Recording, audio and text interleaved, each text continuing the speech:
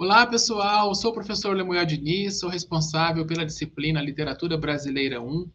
Hoje estou aqui para apresentar o módulo 2, que tem por título A Literatura dos Padres. Hoje vamos estudar a unidade 1, cujo título é A Construção Catequético-Artística de José de Anchieta. Eu quero começar a aula expondo a imagem uma representação aí do Padre Anchieta, né? Que viveu de 1534 a 1597. E o que é importante destacar acerca do perfil do Anchieta é que ele era um jesuíta, ele era um homem de boa formação clássica, isso quer dizer que ele tinha muitos conhecimentos, principalmente na área do latim, não só a língua como a literatura latina. Ele é considerado pelo estudioso José Aderaldo Castelo como o nosso primeiro intelectual militante. Ele utilizou os atributos da linguagem didático-alegórica para nos ensinar, evangelizar e moralizar, né? Mais especificamente, o seu trabalho foi junto aos indígenas da sua época. Essa linguagem didático-alegórica ela é percebida por meio dos efeitos sobre as imagens e por meio de uma linguagem ornamental. O professor José Deraldo Castelo é muito interessante que nos seus estudos ele costuma apresentar os escritores de cada século e ao final ele vai dizer qual foi a figura síntese daquele século. É o único teórico que eu conheço que trabalha assim, né, que ele vai apresentar os principais escritores de um século e depois vai dizer, olha, a gente estudou todos esses, mas se fosse para escolher um autor principal, né, uma figura síntese para representar esse século, eu escolheria o escritor tal, né? E na sua maneira de analisar o que foi produzido no século XVI, ele vai elencar como figura síntese o trabalho, né, o escritor José de Anchieta. A gente vai entender um pouquinho o motivo dessa escolha, né, o motivo dessa predileção aí do José Aderaldo Castelo. Mas também, como nessa nossa exposição a gente vai utilizar outros teóricos, né, eu preciso mencionar também a importância do Alfredo Bose quando se trata de estudar a obra do Anchieta. O Alfredo Bose ele escreveu um livro chamado Dialética da Colonização, no qual ele faz várias abordagens sobre os principais expoentes da literatura brasileira e seus primórdios. Ele vai falar do Padre Vieira, vai falar do Padre Anchieta, etc. Então, para hoje, né, do Bose, a gente vai lembrar os ensinamentos dele acerca do Anchieta, principalmente quando ele vai nos explicar que o projeto anchietano de transpor para a fala do índio a mensagem católica demandava um esforço hercúleo, um esforço tremendo.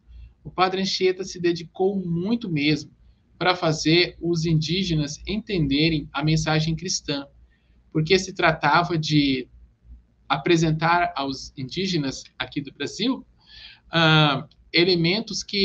os elementos cristãos que não faziam, que para eles não fazia parte do cotidiano da cultura deles, né? De maneira nenhuma. Não havia nenhum laço que aproximava a cultura indígena com a cultura católica.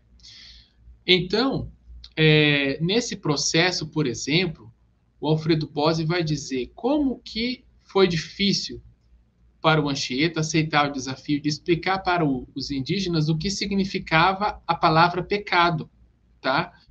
Exatamente, o Bose escreveu assim: na passagem de uma esfera simbólica para outra, Anchieta encontrou obstáculos, né? Por vezes incontornáveis. Como dizer aos tupis, por exemplo, a palavra pecado, se eles careciam até mesmo da sua noção, ao menos no registro que esta assumira ao longo da Idade Média Europeia? Então, nesse processo, se você for emprestar o livro, for folhear o livro do Alfredo Bose, Dialética da Colonização, você vai perceber, né, que para este teórico, apesar do esforço do Anchieta, alguns conceitos cristãos os indígenas não conseguiram absorver por completo, não conseguiram entender por completo.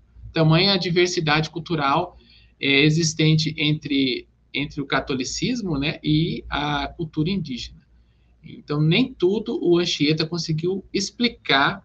Explicar, ele explicou, né, mas nem tudo o Anchieta conseguiu fazer os indígenas entenderem acerca da cultura cristã, da cultura católica, tá?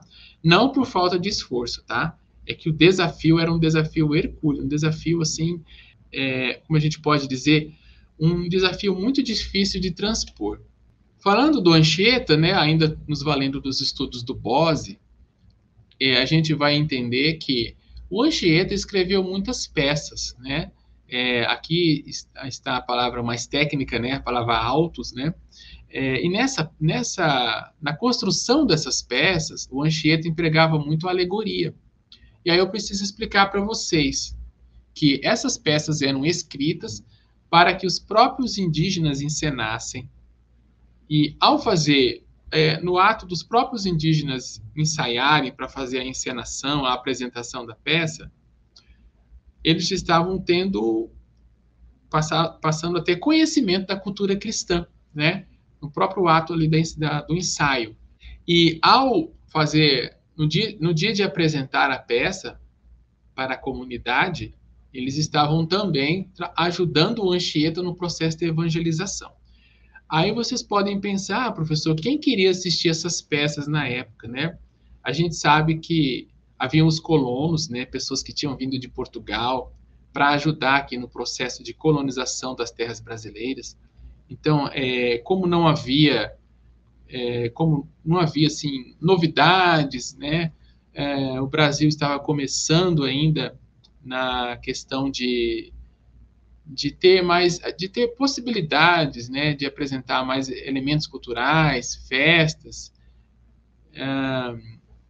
digamos assim, apresentações de músicas, né, como tudo era tudo estava sendo estabelecido, as coisas estavam começando a engrenar em termos de cultura. Então, essas apresentações de peças tinham público, sim, tinham pessoas que compareciam para prestigiar, certo? E o Anchieta, né, ao elaborar essas peças, ele inseria, né, ele construía as peças se valendo do recurso da alegoria. E o que é alegoria, professor? Alegoria é o discurso do outro, né, daquele outro que fala e nos cala, faz temer e obedecer, mesmo quando os fantoches grotescos da sua representação, né, diabo ou megera, nos façam rir. Então, mesmo quando a peça estava sendo encenada e construída por meio da alegoria, mesmo se houvesse algo que fizesse o público rir, ainda assim, né, aquela peça estaria transmitindo uma mensagem ao outro, né, e estaria apresentando ao outro alguma proposta de mudança, alguma sugestão de melhora na questão do caráter, das atitudes, enfim.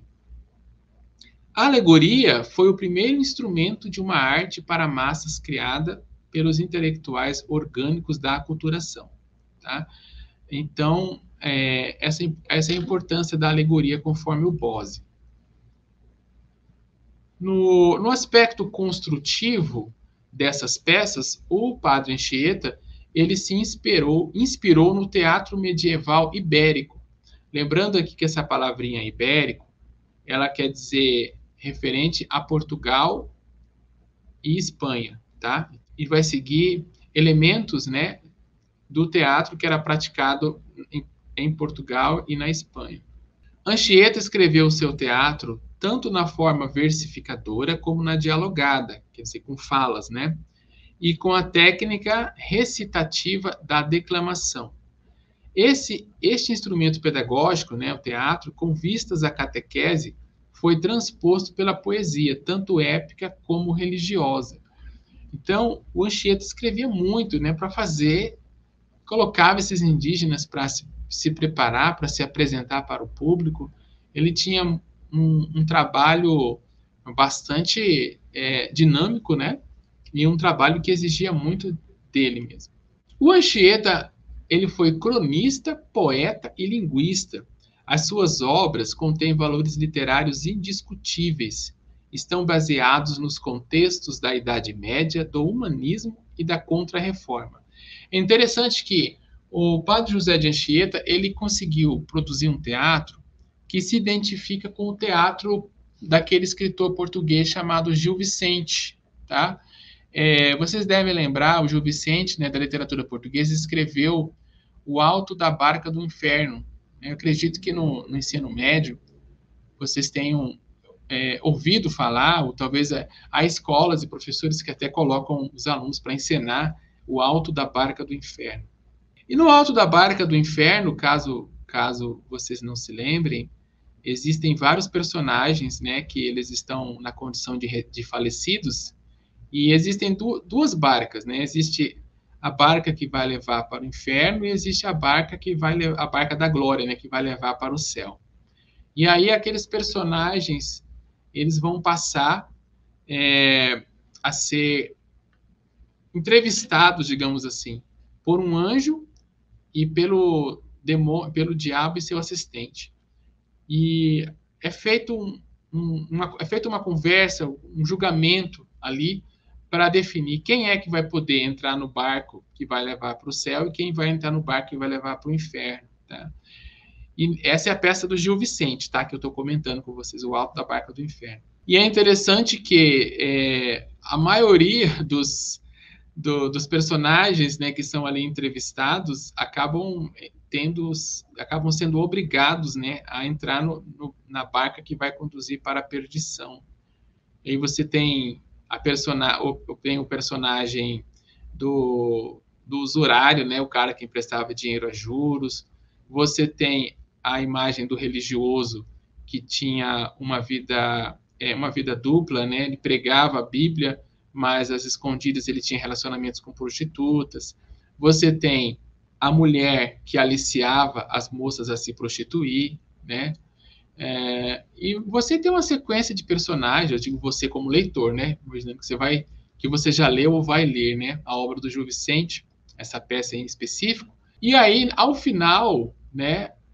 Apenas os cavaleiros que lutaram contra os mouros no sentido de defender a fé cristã, somente eles são salvos, somente eles têm o direito de entrar na barca que vai levar para a glória, que vai levá-los para o céu, né, para um lugar de descanso. Então, esses cavaleiros, eles estão diretamente associados à fé cristã, porque ao combater os mouros, eles estavam tanto defendendo o território português de ser dominado pelos mouros, lembrando que aí os mouros eles tinham uma fé anticristã, né? Eles queriam impor uma fé anticristã e queriam tomar os territórios portugueses. Então esses cavaleiros lutaram não só para defender o território de Portugal, mas também para não deixar que aquela fé, aquela crença trazida pelos mouros fosse imposta, né, aos portugueses. Então eles lutaram também para defender a fé cristã.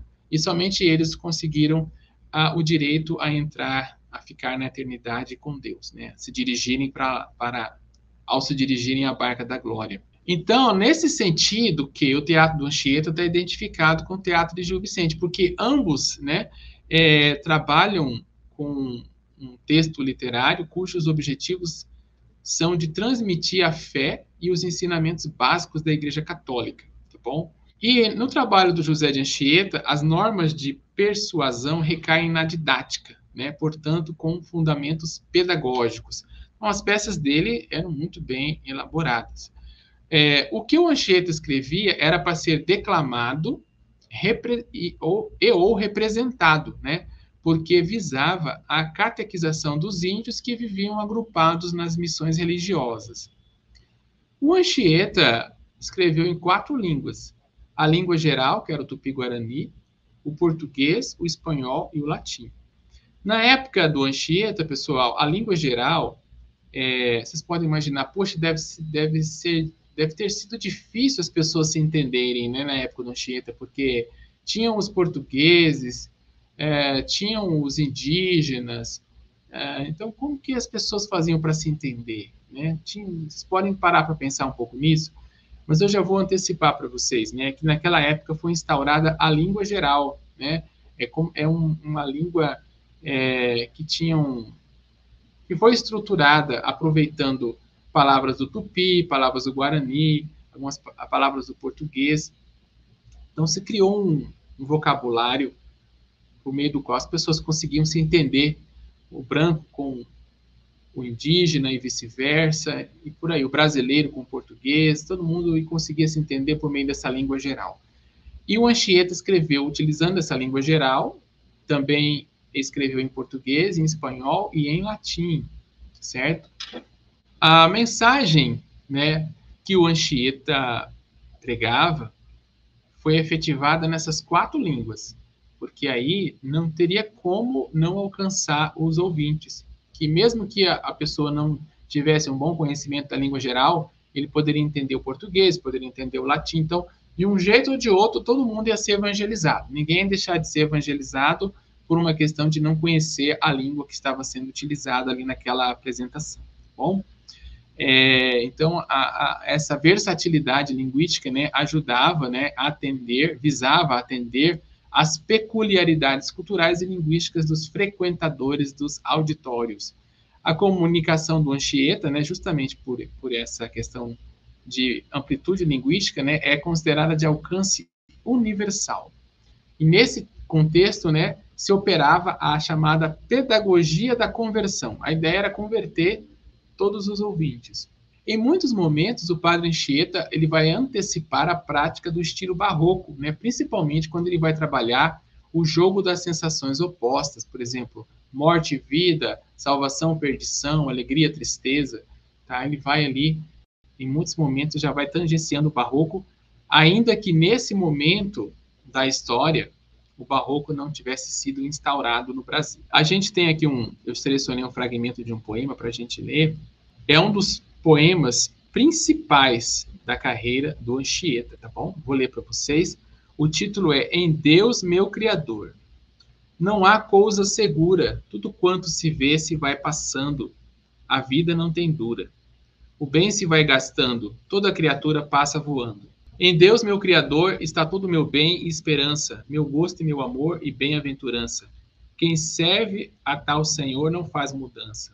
Contente assim minha alma do doce amor de Deus, toda ferida. O mundo deixa em calma, buscando a outra vida, na qual deseja ser toda absorvida. Do pé do sacro monte, meus olhos levantando ao alto cume, vi estar aberta a fonte do verdadeiro lume, que as trevas de meu peito todas consume. Correm doces licores das grandes aberturas do penedo. Levantam-se os erros, levanta-se o degredo, e tira-se a amargura do fruto azedo. Então, nesse poema, pessoal, a gente percebe, né? A gente percebe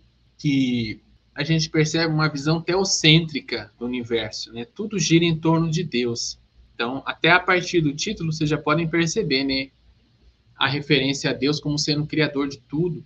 E aí o eu lírico vai, ao longo do texto, confirmando, né, que não existe segurança se não for em Deus. A visão teocêntrica. E é interessante a questão da intertextualidade se faz presente quando quando o lírico diz que a vida não tem dura, o bem se vai gastando, toda criatura passa voando. Tem um salmo da Bíblia, o Salmo 90, em um de seus versículos, em um de seus versos, o poeta vai dizer que o salmista, né, o poeta, o salmista vai acabar dando no mesmo, ele vai dizer que nós voamos, né? Tudo passa muito depressa e nós voamos. Então, pode confirmar lá no Salmo 90 essa expressão, nós voamos, né? E aqui você vê claramente o eu lírico anchietano dizendo toda criatura passa voando. Então, parece uma intertextualidade explícita com o texto da Bíblia. O que não é de causar admiração, né? Visto que, por se tratar do padre Anchieta, era um grande leitor. Logicamente, né? Um experimentado leitor da Bíblia, tá? Então, você percebe nesse poema que não existe segurança a não ser em Deus, né? Ele vai dizer que em Deus está todo o seu bem, toda a sua esperança, toda a bem-aventurança, e vai mencionando isso o tempo todo, né? Ele vai frisando essa questão teocêntrica, né? Deus como centro de tudo, Deus como sendo aquele que pode tirar, né, a amargura. Então ele vai seguindo essa linha de pensamento, né? É interessante que após a produção dos textos anchietanos e também se a gente levar em conta os textos do Padre Vieira, houve poucas obras da literatura brasileira que, ao mesmo tempo, privilegiaram a tematização de elementos cristãos e não criticaram os sacramentos. Aqui é muito importante a gente frisar, já que nessa disciplina de literatura brasileira, que depois do Anchieta, depois do Padre Vieira e depois de alguns poemas da vertente lírica do Gregório de Matos, a gente quase não teve textos que falaram de Deus, né? Falaram bem de Deus. A gente não textos que valorizaram o personagem Deus, os sacramentos, né? Os elementos cristãos. Então, pelo contrário, a gente verificou muito a questão de existirem paródias, algumas delas debochadas, como a que o escritor Moacir Scliar, membro da Academia Brasileira de Letras, médico de ascendência judia, ele vai produzir naquele livro A Mulher que Escreveu a Bíblia, ele vai inserir uma personagem, uma narradora, que é uma narradora que não tem nem mesmo nome, ela apenas se identifica como a feia, e ela vai fazer uma paródia debochada, né, das mensagens bíblicas, da figura de Deus, vai questionar por que é Deus. Ela é uma personagem que vive nos tempos bíblicos, nos tempos do rei Salomão, e ela vai dizer, mas por que todo mundo adora Jeová? Por que todo mundo adora esse Deus? Por que não é uma deusa e é um Deus? Então, e aí ela vai mencionar, né, ela vai tentar dizer que acredita num Deus que a decepciona em muitos momentos. Então, você tem uma mudança, né? Uma mudança na literatura brasileira, que quando se menciona elementos do cristianismo, da Bíblia, eles são mencionados para serem dessacralizados, para serem parodiados no sentido de virem a sofrer uma espécie de deboche. E a gente tem também, falando do Moacir Scliar, aquele livro Manual da Paixão Solitária, na qual o Scliar ele se vale de uma passagem bíblica, um capítulo em específico lá no livro de Gênesis da Bíblia, no qual conta a história de Tamar, né? A Tamar era uma personagem, se você olhar o texto literário da Bíblia, era uma personagem que se casou com um rapaz chamado Er. Olha que interessante, né? O nome do rapaz era Er. E aí o Er veio a falecer sem que tivesse tempo de tempo de engravidar a Tamar, né? Que é o que era considerado importante naquele contexto literário, esse contexto dos tempos bíblicos, né? Que é apresentado aí no texto literário. Então, naquela época, a lei preconizava que, nesses casos, o irmão do falecido deveria casar com a viúva a fim de suscitar descendência. E aí, então, o rapaz que se casa com ela, ele pensa assim, eu não quero seguir essa tradição, né? Eu não quero gerar um filho nela, porque aí esse filho vai ser como se fosse um filho do meu irmão falecido e não o meu filho. Então, ele, no momento do contato sexual, ele ejaculava propositalmente fora do corpo da moça, justamente com a intenção explícita de não vir a engravidá-la. Então, aí diante disso, né, o texto literário da Bíblia vai dizer que Deus, não se agradando daquilo, né, permitiu que ele viesse a morrer. Então, a partir desse texto literário da Bíblia, um capítulo específico do livro de Gênesis, salvo engano, capítulo 29 ou 39, a partir daí o Moacir Scliar, ele vai fazer um romance, né, vai preparar um romance chamado Manual da Paixão Solitária, em que esse rapaz, esse primeiro rapaz que não quis engravidar a Tamar, porque a descendência seria atribuída ao falecido irmão, então Deus propositalmente, né, permite que ele venha morrer. Então aí o narrador, né, do Scliar vai tecer comentários negativos. Ah, Deus não podia fazer isso, essa maneira de Deus administrar, de Deus cuidar das pessoas não é justa. Então o rapaz tinha o direito de não engravidar a viúva mesmo, é um direito dele. Então aí vai apresentando Deus de uma forma depreciativa, tá? Então você tem a gente deixa de ter, né, depois aí dos poemas do Anchieta, do trabalho do Anchieta, do Vieira e depois da versão religiosa, né, a lírica, os poemas religiosos do Gregório de Matos, a gente quase não tem textos literários que tem um narrador respeitoso para com o texto literário da Bíblia, né, os elementos cristãos. A gente chegou a ter um pastor, né, um pastor protestante, que era um grande leitor da Bíblia, e chamado Rubem Alves, né, que ele passou a produzir uma literatura. Num dado momento da sua vida, ele começou a produzir textos literários que traziam elementos que não constavam no cristianismo. Então ele foi chamado pela sua chefia, digamos assim, né? Pelos seus superiores, ele recebeu um convite, né? Uma orientação, melhor dizendo, para que parasse de produzir aqueles textos, porque eles não estavam em consonância com o texto literário da Bíblia.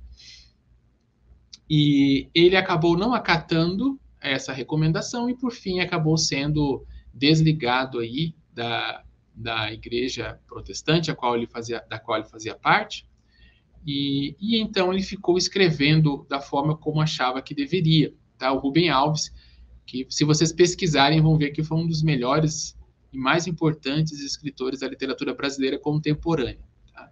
Então, eu estou dizendo isso por quê? Porque vocês perceberam, José de Anchieta, a produção literária dele, ela é teocêntrica, né? Ela é voltada a mostrar que tudo gira em torno de Deus. Eu não estou dizendo que isso está errado de forma alguma. Eu estou dizendo que houve uma mudança no paradigma da produção literária brasileira. Um pouco tempo depois do Anchieta, a gente teve uma guinada, uma modificação, né? Uma modificação muito que salta aos olhos, né? A diferenciação foi muito grande na abordagem do conteúdo cristão, né, e bíblico. É isso que eu queria deixar evidenciado para vocês, tá bom? Por isso que a literatura produzida pelo Anchieta, ela é muito diferente do que você lê hoje. Se você procurar qualquer texto literário contemporâneo da literatura brasileira, você vai perceber que há uma tendência a né, totalmente diferente do que o Anchieta preconizava, né, das peças que ele produzia. A abordagem diante do elemento cristão é totalmente diferente. Ou se tem uma perspectiva ateísta, ou se tem uma perspectiva de ataque, de paródia debochada para com o elemento cristão. Percebam isso nas leituras de vocês, tá? Depois a gente continua dialogando, a gente vai ter muita coisa para falar sobre isso, tá bom? Finalizando, quero mencionar para vocês aqui nas referências, né, os livros dos quais eu me vali, o Alfredo Bós, Dialética da Colonização, o professor José Deraldo Castelo, autor do livro A Literatura Brasileira, Origens e Unidade. E na biblioteca digital, nós temos 2 ótimos livros, né, na biblioteca digital da UFMS. Um deles é o livro Literatura Brasileira 1, de autoria de Ângela Maria Gasparetti, é um livro excelente. E o livro Literatura Brasileira, do Quinhentismo ao Romantismo, de autoria de Pereira, Ogliari, Cavalcante e Renier. Um livro excelente para vocês continuarem estudando não só o Anchieta, mas os demais autores da nossa literatura brasileira, ok? Espero que vocês tenham apreciado o conteúdo de hoje, as considerações. Às vezes a gente está falando de de um determinado autor, aí fazemos referência a outros, né? Então, assim, a ideia é tornar a aula mais dinâmica possível, a mais atraente possível, e que venha também deixar aí a possibilidade de vocês continuarem pesquisando aí o objeto literário, tá bom? Muito obrigado pela atenção, um grande abraço e bons estudos.